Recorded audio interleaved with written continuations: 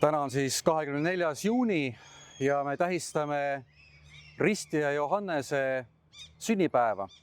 Kui tavaliselt tähistatakse kirikukalendris inimeste surmapäeva, mis siis vaimulikus tähenduses on nende sündimine tõelisesse ellu, igavikku, siis on mõned, kelle sünnipäeva ka me kirikukalendris tähistame.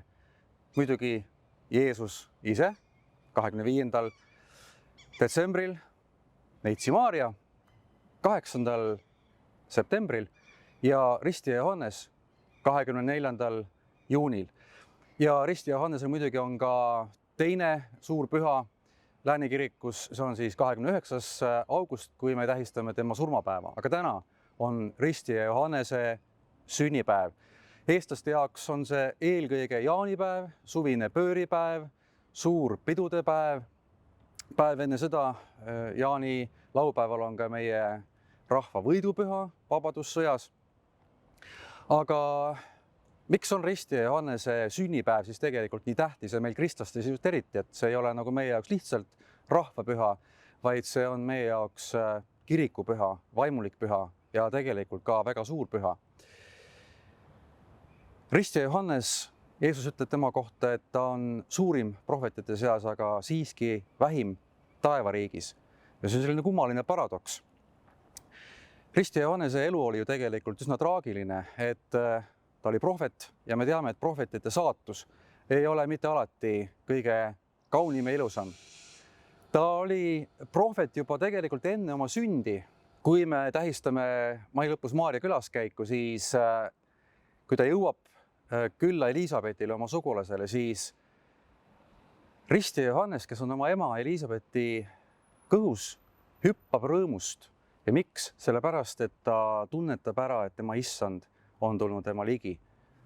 Ja ristija Johannes ongi ju Kristuse ettekuulutaja. On tema teerajaja, on hüüde hääl kõrbes, kus kuulutab, et issand tuleb. Ristija Johannese elu oli ka selles mõttes üsna traagiline või ka kiusatuste rohke, sest et ta oli oma prohveti tegevuse ajal üpris populaarne ja tal oli palju jüngreid, järgijaid, nii nagu Jeesuselgi oli neid. Ja kindlasti tema jüngrid tahtsid, et ta võib-olla võistleks Jeesusega, kes ju me teame, et ka ühel hetkel tuli ja hakkas avalikult kuulutama ja hakkas omale jüngreid koguma. Ja kindlasti oli ka hingevaenlasel see plaan, et Johannes nii-öelda rajalt maha võtta või tekitada temasse kiusatus, et tema on see, kes pidi tulema, et tema on see, kes kuulutab Jumala riiki ja toob selle ligi. Aga Johannes oli suur selles mõttes, et ta ületas need kiusatused Jumala abiga muidugi ja ta suutis alati osutada Jeesusele. See on Jumala tall. Teda järgige, ütles ta ka ju oma jüngritele. See on Jumala tall, kes kannab ära maailma patu. Ja üks ka selliseid tüüpilisi poose, milles ristija Johannest ka kujutatakse ikonograafiliselt, on see, kuidas ta osutab Jeesusele.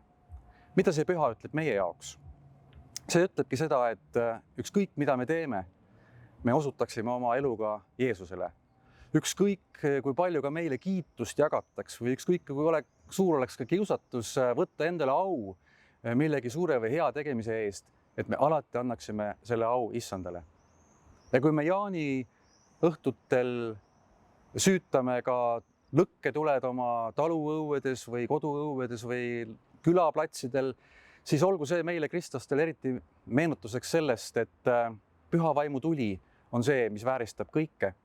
Ja kui me mõtleme ka, et see on suvine pööripäev, siis see tuletab meelde meile taas Johannese kauneid ja prohvetlikke sõnu, et mina pean kahanema, aga tema peab kasvama. Et kui suvisel pööripäeval sündinu valgus hakkab kahanema, siis ta viitab ja ta ootab seda valgust, mis süttib 25. detsembril, siis kui tõeline valgus tuleb maailma. Õnnistatud jaanipäeva!